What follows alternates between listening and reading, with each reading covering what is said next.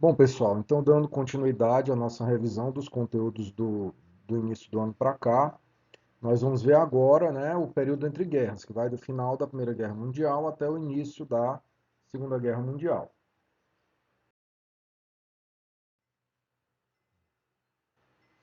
Bem, esse período ele traz muitas mudanças, né? E algumas eu elenquei aqui que cabem destacar. Então eu enumero aqui o começo da luta sufragista, né, da luta pelo voto feminino. Então alguns países ali, ao longo dos anos 20, 30, vão começar a incorporar no seu sistema legal o voto, o direito ao voto por parte do eleitorado feminino. Outra coisa importante que eu já havia falado na aula anterior de Primeira Guerra Mundial e que eu vou frisar novamente: a ascensão dos Estados Unidos como nova potência econômica capitalista mundial, né? Falei para vocês que a Europa ficou devastada por conta dos conflitos da Primeira Guerra Mundial. Os Estados Unidos vão participar do conflito a partir de 1917, mas não vai ocorrer nenhuma luta em seu território, e eles vão ter uma enorme vantagem em relação a isso. E, inclusive, depois eles vão, muitas instituições americanas, o governo americano vai emprestar dinheiro para a reconstrução da Europa no pós-Primeira Guerra Mundial. E a gente vai ter aí também uma crise profunda do capitalismo, né? Então, o excesso de liberalismo econômico, a não intervenção do governo na economia, em assuntos estratégicos, vai causar aí uma crise de superprodução, uma especulação financeira, que a gente vai ver com mais calma mais adiante, né? E quando, a partir de 1929, a gente tem a quebra da Bolsa de Nova York e a própria economia americana entra em crise, a gente vai ver, né, essa ajuda financeira americana para a Europa vai cessar, vai levar países como a Itália e a Alemanha para uma profunda crise econômica, e isso, de certa forma, vai facilitar a ascensão de líderes populistas como Hitler e Mussolini.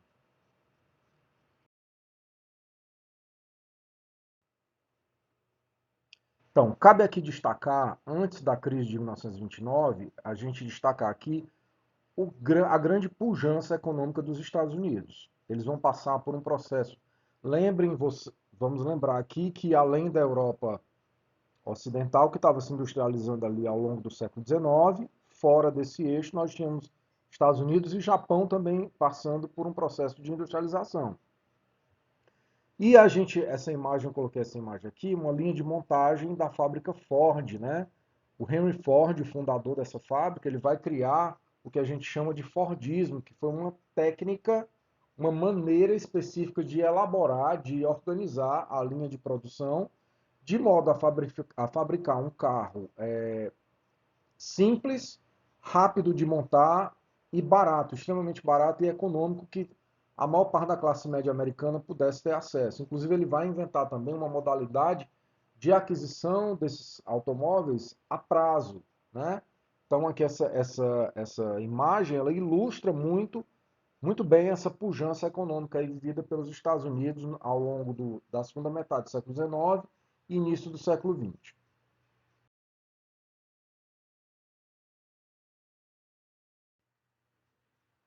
Outra coisa que cabe destacar aqui, a gente tem aqui uma imagem de Nova York, aí nos anos 20, o American Way of Life. O que era isso? A sociedade americana ela chegou num ponto aí nessas primeiras décadas do século XX de um crescimento econômico tão extraordinário, de um barateamento do valor das mercadorias, que o americano mediano ele incorpora fortemente o hábito do consumo, né? O seu salário tem um valor real de compra bom, muito bom nesse período, as mercadorias extremamente baratas, então começa aquela onda consumista, que é uma característica que os americanos têm até hoje, né? Essa a dinâmica da vida deles é muito ligada ao consumo. Então, consumo de de casas, consumo de automóveis, consumo de eletrodomésticos, de roupas, de brinquedos, de móveis, de sapatos, né? Então, essa maneira americana de viver aí está fortemente, fica a partir de então fortemente associada ao consumo.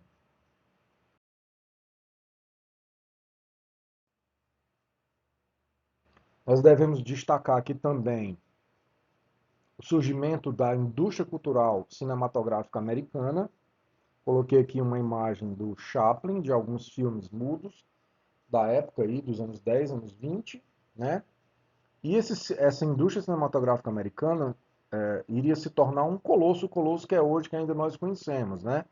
Que tem uma influência mundial, um mercado que faz parte da indústria cultural mundial, que começa aí e que passa a influenciar os hábitos das pessoas, não só nos Estados Unidos, como também onde os filmes produzidos pelos Estados Unidos penetravam, né?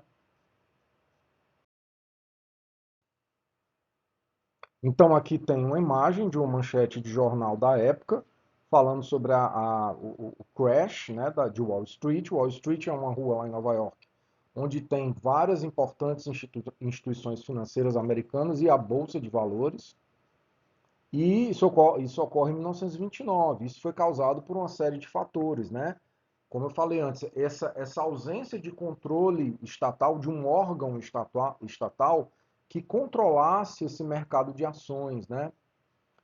O que que acontece nesse contexto? A gente tem uma crise de superprodução, se produz tanto e a um preço tão barato que o mercado não absorve mais. Então, as indústrias começaram a ter prejuízo, produtos estocados, né? Isso acontece também em relação aos alimentos. Houve uma crise de superprodução também no campo. E, além disso, há uma forte especulação financeira em cima do nada, em cima de poeira, né? Então, assim, o americano, ele desde muito cedo, ele aprendeu a investir, o cidadão americano, no mercado de ações. Que é isso? O que é o mercado de ações? Quando a empresa cresce muito, geralmente ela se torna um SA, uma sociedade anônima, ela abre o seu capital. Então ela pega uma parte do seu capital, transforma em ações e vende no mercado de ações. E as pessoas, qualquer pessoa pode investir, comprar essas ações, na esperança de no futuro haver uma valorização e ele vender essas ações tendo lucro. Só que nesse contexto, isso acontecia de forma artificial. Uma empresa, as ações de uma determinada empresa não tinham aquele valor, mas os agentes que trabalhavam nesse mercado de ações à época inflacionavam artificialmente o valor dessas ações. Então todo mundo tinha grandes lucros, só que no final não tinha lastro, né? Esse valor era irreal. Isso criou uma bolha e quando essa bolha estourou, todo o sistema financeiro americano faliu. Então muitas empresas faliram, instituições bancárias, pessoas perderam tudo da noite para o dia. Então isso foi a quebra da Bolsa de Nova York de 1929. Aqui nós temos uma fotografia pós-1929. Os Estados Unidos vão entrar numa profunda crise econômica, que vai durar até princípios dos anos 30.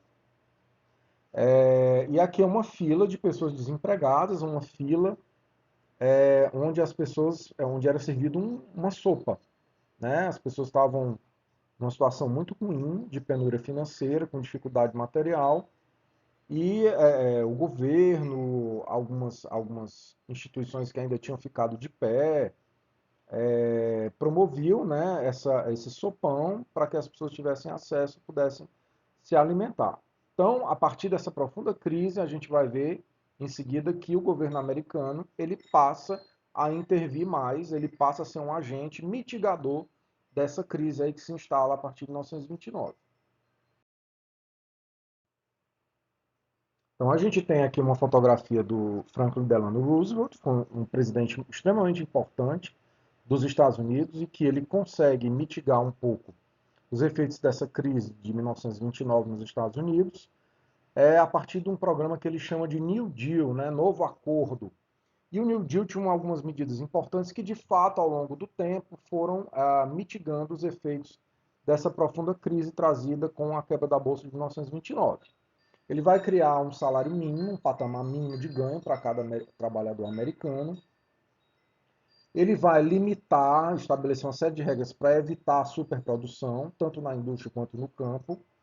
Ele vai facilitar os financiamentos, o acesso a terras, a imóveis, a juros mais baixos.